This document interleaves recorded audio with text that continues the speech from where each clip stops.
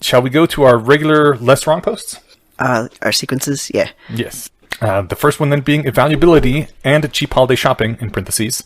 And when I was listening to the episode last week that you guys did, I was like, stop talking about it! No! It didn't occur to me. Well, but it turned out you didn't. Well, we weren't even talking about this post. We were just talking about the idea in general, and it happened to, it was just on the brain, I guess. Yep. I think either one of the sequences we did mentioned it, or the main topic mentioned something like it. We got on that subject for some reason, surely. Our segues usually start somewhere, or our digressions usually start somewhere. Well, you got on it when you mentioned the next week's post, and then you started talking about next week's post, and I was like, wait, is that what we did? Week? No! Yeah. But it wasn't, it wasn't exactly right on topic after I read the top post, so, yeah. This show needs 3 hosts. Nah. Otherwise, it's too easy to digress for too long. I mean, the more hosts you have, the more digressions you get, right? No, I think that... I think 2 people digress, and then one person, reels it back in eventually. Okay. The goal is to keep this digression conversation meta-analysis going for the rest of the episode. But. Yeah. So we don't actually have to talk about anything?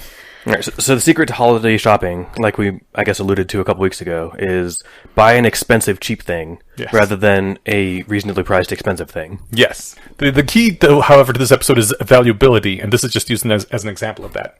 Evaluability? I liked how a 16-gig iPod Nano was, or iPod Touch was $400. Yeah. I just bought a flash drive on Amazon for $18, 256 gigs, and I messaged that to Brian, who is from We Want More.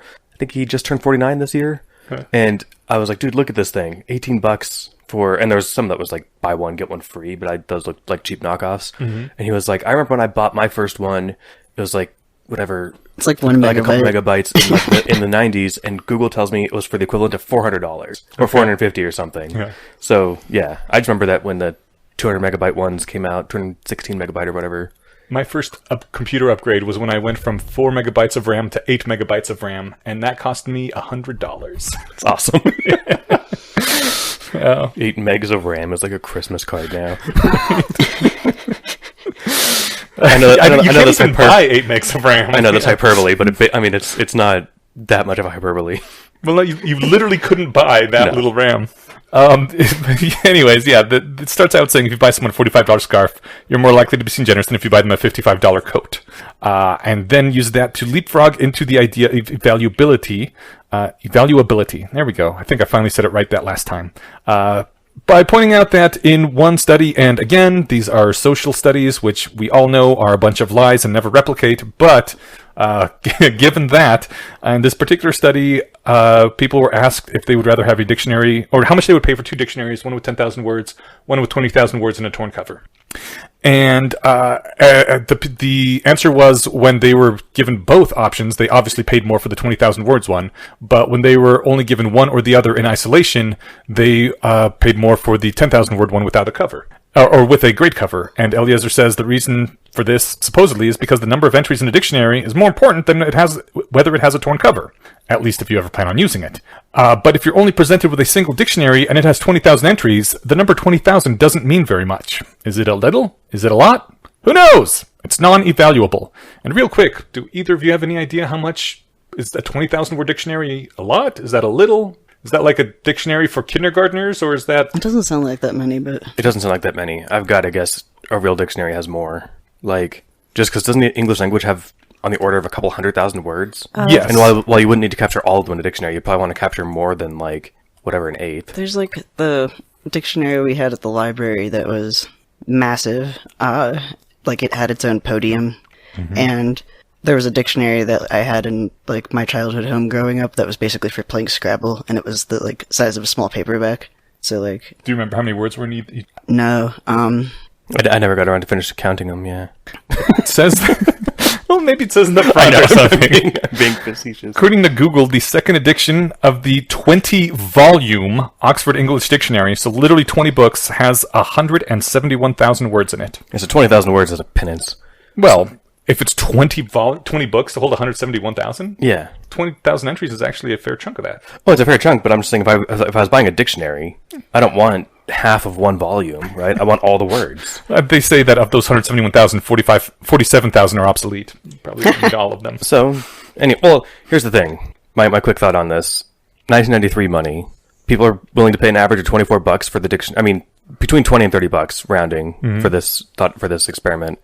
I call bullshit. I don't know what that was in 1993 money, but that was more than $25 now. And that's way too much for a dictionary. That said, dictionaries are more accessible to us now because we all have phones. But I don't think that's an unreasonable amount, honestly, because for a dictionary that contains roughly 1/6 of the words. All right, so you don't want every single word, because again, you don't want 20 volumes of dictionary in your house, right? You just want one dictionary that you use. If I'm dropping $30. That's, I mean, for a single encyclopedia book, that was a reasonable price back then. I know it was. $20-$30. For dictionary is about the same thing. For just bound blank pages, I'd be lucky to get $20 Okay, for. can I... most paperback dictionaries contain about 50,000 words. The average home dictionary has about 100,000 words. Whoa! And the biggest dictionary in America, which I think was the one we had at the library, Webster's Third International, contains more than 40,000 words. Wait, you just said the average home one contains 100,000, didn't you? Yes. I think by biggest, maybe they just mean... You know what could be? Maybe Oxford and Webster's Amazing have long paragraphs describing every word and all the various permutations of the word. Like, here's the 17 different meanings of the word but. And it could be, too, that one of those metrics that Jace just found is giving you the word count of the dictionary, not the number of words that it defines. Son of a... Which would be sneaky. In any case, I don't want to get hung up on the wrong point. Right, on the we're wrong, getting digressed again. Yeah. But here's the gist. Once you can compare the two dictionaries, people are like, oh, I want the one with more number or more words. Yeah. So but if you can't, and all you can really go on is like, I guess, well, the cover's torn, so it's got to be worth less than a non-torn cover dictionary, so you pay less for it. yeah. I gotta pull this out too, because it's... Oh, hold on. This is a music dictionary. What's a music dictionary? In the experiment, willing to pay for a second-hand music dictionary. Did I just skim over the word music? I skimmed over it every single time I listened to and read this paragraph so far. Wow. Same did I. So did I. I withdraw all of my complaints about the word count. You probably don't have 100,000 words to talk about music. 20,000 is probably plenty. Most dictionaries contain about 50,000 words. Average home dictionary has 100,000 words. Yeah, I don't know how to square this with the whole Oxford thing, aside from maybe they're just writing a fucking essay on every single word in Oxford. Article that I pulled up at the end says, in 2010, a school district in Southern California temporarily removed all copies of the Merriam-Webster 10th Collegiate Edition from elementary school classrooms because it was considered too explicit when it came to sex. Okay. We had a big one when I was in, I can't remember what school I was even in, elementary or junior high, but it was like in the library on its own kind of podium thing. And whenever I passed it, I'd turn it to the page with sex or naked or something, right? Just because it was funny. Oh, here's this. A second edition of the Oxford English Dictionary. There are approximately 600,000 word forms defined. So yeah, I guess word and word forms are separate things. All right, we're getting bogged down though. Yeah, but sneaky nerd sniping Google. So running past this though, people are... the point is, you need something to compare what you're getting to, right? Yes. So if I'm getting a thing, great. But what's my baseline? Is this a good deal or not? Yeah. Right? If I have no baseline, then I have no idea if it's a good deal. One of the great ones was the ice cream cups. One had 8 ounces of ice cream in a really big cup, so the ice cream was kind of down below the lid. The other had 7 ounces of ice cream, so 1 ounce less, but in a little small cup, so it was overflowing, and people would pay more for the overflowing one, right up until the point that they were actually, shown side by side. No, it was, I think... But because they were comparing the ice cream to the size of the cup it was in. So if you're going to sell stuff that's being consumed out of a container, always make sure the container is a little bit too small. I'm surprised that even having seen them side by side... No, after they saw them side by side, they adjusted. No, I'm just saying I'm surprised that they adjusted even after... I guess if you've shown pictures, that's fine. But I think if you showed people 2 cups of ice cream, and like which one do you want? And like even if you could tell one had more, you're like, this one looks like it's overflowing with ice cream. I want that one. I feel like psychologically that's how it would work if you're showing them real ice cream. Like the red bean thing?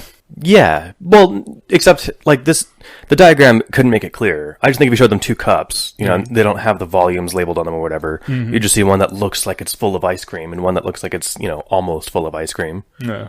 I don't know. I think pictures, that's one of the weaknesses. Yeah. A fun thing that I pulled out here that I just had to mention was that they also found that someone who was given a choice between a certain $2 and a gamble, where you could get $2, but you have a possibility of losing 5 cents, preferred the gamble. Which I guess makes sense, because if you're gambling, you want some kind of game of chance, and just getting $2 is not a game. As it points out, you can make a gamble more attractive by adding a strict loss.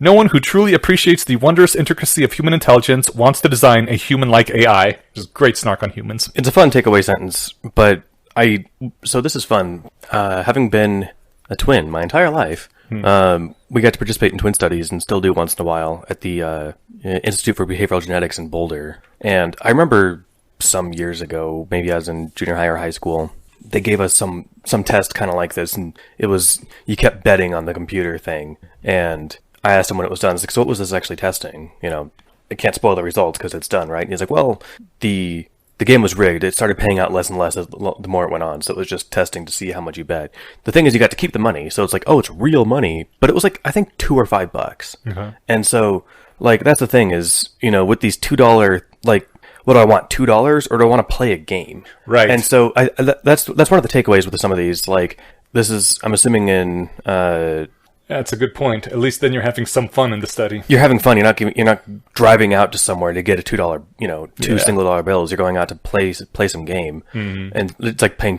penny slots, right? Yeah. At least that's a game. Yeah. So I don't know. This destruction is one of those things that I bet this would even replicate. You know, but it doesn't. It just doesn't matter. It just doesn't actually seem to matter, right? Yeah. Now, if I was a robot, I want the $2, right? Right. But because I'm a person and I like having fun, I'd rather I'd rather have the risk of losing a nickel than be able to play a game, right? I think, I'm trying to remember. I read somewhere that, or it was my understanding that whenever, it doesn't really matter the amount of money, but just when you add money to an equation as opposed to like Reese's Cups or something, it automatically just, because people have this association with money as valuable, regardless of like how valuable, how much money it is. But I can't remember the source. Dang. But yeah, it kind of ends with saying if you could, like we were talking earlier, if you could spend $400 on a 16 gig iPod Touch, your recipient sees the most expensive MP3 player. If you spend $400 on a Nintendo Wii, your recipient sees the least expensive game machine. Which is better value? And honestly, it's the Wii, but that question only makes sense if you see the two side by side. If you think about them, if you see them side by side when you're shopping, but the recipient only sees what they get. So they're like, wow, out of all the, they don't see like, he had $400, this is the thing he chose for $400. They see he bought me a MP3 player, and out of all the MP3 players, he bought me the most expensive one. Now, two things about this. One, you inserted the bit that the Wii is the better deal. That wasn't in the post. But you're right. I know. Yeah, but it was just clear because, you were quoting some and then inserted another. Mm-hmm. But you're right, the Wii is the better deal because anything plays MP3s, but only one Wii, right? Mm-hmm. But also, it's funny just how much this dates the post, right? And $400, that might have been, I think that was within $50 of the gaming consoles back then. I think the PlayStation 2, 3, I forget. Must have been the 3 that came out right around with the Wii. Yeah. The Wii came out in, I'm going to say 2006, give or take a couple of years. Okay.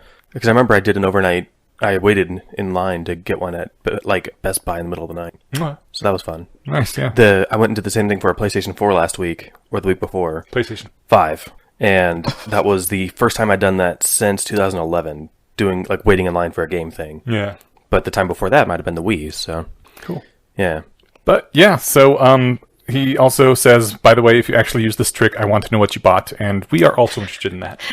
I was wondering how much this scales, really, like, before people start to get suspicious. Like, I don't know, like... It seems to scale without, well... like, I'm just wondering, like, could you buy the most expensive? And I'm trying to think of something ridiculous. You mentioned toothpicks and dust specs. Yeah. I have a good one. So, remember, like, in 2016, for, like, 2 weeks, there was that thing where people were trying to be like, oh, yeah, if you're wearing a paperclip, it signals you as an ally to people. No, not a paperclip, a safety pin. Safety pin. Because that means you're safe. Yes. Oh, that's funny. I didn't put that together. I figured you could hurt somebody with a safety pin, but... which makes the name kind of... It's because, as opposed to a pin that's just a straight pin.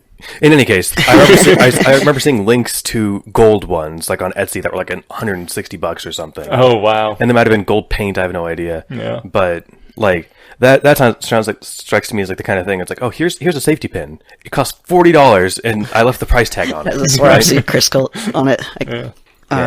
I guess you don't want to be gauche and leave the price tag on, so you got to buy something that somebody knows was really expensive. Which is, I guess, the appeal of Apple products. If you get one, somebody knows that you got raped in the wallet for no good reason. Basically. But the goal is to not spend Apple money, right? You want to get something like more cost effective. Unless you're giving a gift. Well, like, so I could get you a MacBook, like, whatever, an old MacBook Pro, right? Mm-hmm. Or I could get you a $50 mug. And, like, the mug might be, like, self-heating or something, right? Yeah. But I've still saved $2,000. Yes. And you've got a dope-ass mug, and you might appreciate it more than the MacBook Pro. Yeah. Because this is a top-of-the-line mug, damn it. Damn straight. I was at the Natural History Museum, and I went in the gift store, and I was walking around just trying to find the silliest item not to buy or anything, but just because I didn't really want to be in the gift store, but my friend wanted to see it. There was I forget, it's like $20 or $30 ceramic dinosaur that you put tacos in. It was like a stegosaur, and you would put the taco on top of it, so it has, I guess the taco is anyway. Nice. It was like, alright, so like, for the person that has everything. Yes. They don't have a dinosaur taco holder. Alrighty, moving on. This leads directly into the next post, Unbounded Scales, Huge Jury Awards, and Futurism. I'm going to go ahead and nominate this one for worst title so far. It's a pretty bad title. It's hard to say. Yeah. It tells you what's inside it, though. It does. Yeah. I mean, hopeful that way. It could be worse. I'm not saying it's the literal worst. I'm sure we'll get a worse title eventually here out of the however many thousands of posts. This week's post, Hitler did nothing wrong. It's about jury selection. Hitler, back when he was a defense attorney, did nothing wrong during his jury selection. When you want to find out how loud an acoustic stimulus is, how bright a light source appears, you usually ask the listener or watcher. And when you use an unbounded scale for them, instead of like saying how bright is this on 1 to 10, and an unbounded scale is 1 to whatever they want, the observer is typically presented with a constant stimulus, which is given a fixed rating. For example, a sound is assigned a loudness of 10. Then the observer can indicate a sound twice as loud as the modulus by writing 20. But what happens if you give subjects an unbounded scale but no modulus? 0 to infinity with no reference point for a fixed value. Basically the same thing. They make up their own modulus. And I'm just going to take a quick break here to say that's usually how our book club ratings work. We don't have an unbounded scale. Our scale is from 1 to 10, but basically everyone kind of... The first time you join a book club, you're like, well, I don't know what number to assign this. You kind of signed one like, I sort of liked it, so, 7. Or like, I didn't like it that much, so 4. And then after that, you kind of always think back to the previous few books that you've rated, and you're like, was it better or worse than them? And assign a number based on that. At least that's been my experience. At some point, you'll be familiar with enough books to know what rates a 1 and what rates a 10, and then be more accurate. Yeah. And that doesn't necessarily require like a hard baseline, just because, I don't even have to know what your metrics are, but if you tell me, I read 3 1s last year and 2 10s, and I'm like, okay, well, the 10s sound like it must be good, because, like at least that gives me something. Mm-hmm. Vaguely related, when there's no baseline metric, right? So I watched a review for a video game called Dying Light 2. Okay. Dying Light was a fun game, kind of like a combination between like first-person parkour, shooter fighter game or whatever. I hate first-person parkour. If you can't see where your feet are, how are you fucking parkouring the game? First-person cameras. You jump and grab stuff. It's fun. It played well, but it was fine. So there's a sequel coming out this week, and I usually don't watch like video game reviews because they always suck, and this was a good example of why. The person talked about it. It was like 10 minutes long. They were like, well, it's full of bugs, like game-breaking bugs, not the kind where it's like, oh, look, that person, standing in T-pose for a second. Yeah. Like one of our demoers, it bricked on, like it didn't brick their system, but it bricked the game to where all their save progress was lost and they couldn't get off the start menu. Jesus. And like, they'd fall through the ground into oblivion, like that sort of stuff. And so there was that. They were like, the character is like if you ordered a generic protagonist from Amazon and got the Chinese knockoff. And like the story sucked, like the background was like cliched as hell or whatever. Yeah. 8 out of 10. The choices don't matter. 7 out of 10. 7 out of 10. Yeah. Nice. And so I'm like, what the hell warrants a 6? Yeah. Like, you told me this game is literally unplayable, and that even when you could play it, it sucked. Like, if the game came to your house and broke your dog's legs. 6.5. So this is why you don't look at like IGN for game reviews. You go find like people whose job is like they don't get paid to review games. Yeah. Right. Well, you can also just know that their real scale is 7 to 10. Yeah, I guess. There's someone in our book club that If she ever rates a book an 8, I know that it is one of the best books ever. If she ever rates a book a 5, I know that this is a piece of turd. So that's the upper and lower bound. Her real scale is 6 or 7. Yes. I have noticed when I'm filling out, I guess, like, on a scale of 1 to 5, I'm thinking of, like, depression scales or I never put 1 or 5. Yeah, that's what I was getting at. I somewhat agree with this, Yeah. or I somewhat disagree. Or I put, like, almost all, 2 to 4, and very few times I'll put a 1 or a 5. Like, Apparently- they feel almost taboo. Like, I can't say it's literally the worst, or literally the best, Yeah. I completely agree. Apparently, if you do that, you're screwing your Uber driver or whoever, because apparently everyone just defaults to 5 stars if it was fine, and anything less than 5 means that there was something bad that happened. Yeah. And the apps know this so much that they just basically track people's performance as how many 5 stars they've gotten as a percentage. If you get anything other than 5 stars for, more than, I think, 5-10% of your clients, you're like, dude, something's going wrong. We may not be able to employ you anymore. I gave somebody a 3 once. It was the most uncomfortable ride I've ever had. It was like, you gave him a 3 for the most uncomfortable ride ever. Should be average. Yeah, that should have been a 1, right? But I'm like, I don't want to, ruin his score or whatever. But like, yeah, I got out feeling crazy motion sick. It was like he was just lead-footed the whole time, and like he was like pissed at traffic, like audibly, no sound. The seats were uncomfortable. Like the car was dirty and grimy, and I'm like 3 stars. Like, you can feel comfortable that you gave him a horrible review because it was a non-5 review. That describes every taxi ride I've ever had. I've been in clean taxis. Okay. It was, but yeah, no, they're the impatience and the rush and the fear factor. Yeah, that shouldn't be a part of it, right? I believe I've actually never been in a taxi. You're not missing anything. Well, actually, no, you are. It's a weird experience. There's at least in the ones in New York, there's like a TV with like commercials screaming at you the entire fucking time. I take it back. Way back in the day, I was in Las Vegas and I took a taxi to go like 5 blocks down the strip or something. Just because, or because it was 150 degrees out and you didn't want to walk around? Yeah. I'm not sure if Uber got to really get a leg in very much, or if this has changed, but I used to drive to New York every weekend, and it's like a third of the traffic anywhere is taxis, and they're all like out to kill you. You like, if you see a taxi coming, you have to get out of their way. Damn. They're gonna play chicken. They will not let you merge. Like, you're in a small town when you try to get an Uber and there's literally no one working. yeah. That happened to me in Hawaii on one of the out of the way islands. As long as you get a car. Wait, what? Yeah. There's no cars. It's 7:30 a.m. and you want to go to the airport. Literally no one working. Where Yeah. I used to live in New Jersey, there's no public transit. Like, you have to drive everywhere. That's most U.S. cities. Or you could like bike 30 minutes to get to the train, which only goes to Philadelphia and back. Anyways, I guess we should get back to this. Yeah, what's this post about? This post is that for a subject rating on a single thing on an unbounded scale without a fixed standard, nearly all the variance is due to the arbitrary choice of the modulus, rather than to the sound or thing itself. And he says, you think to yourself, this sounds an awful lot like juries deliberating on punitive damages. No wonder there's so much variance. I don't know if there's anyone who read this post ever in the history of this post that said that as they were reading it.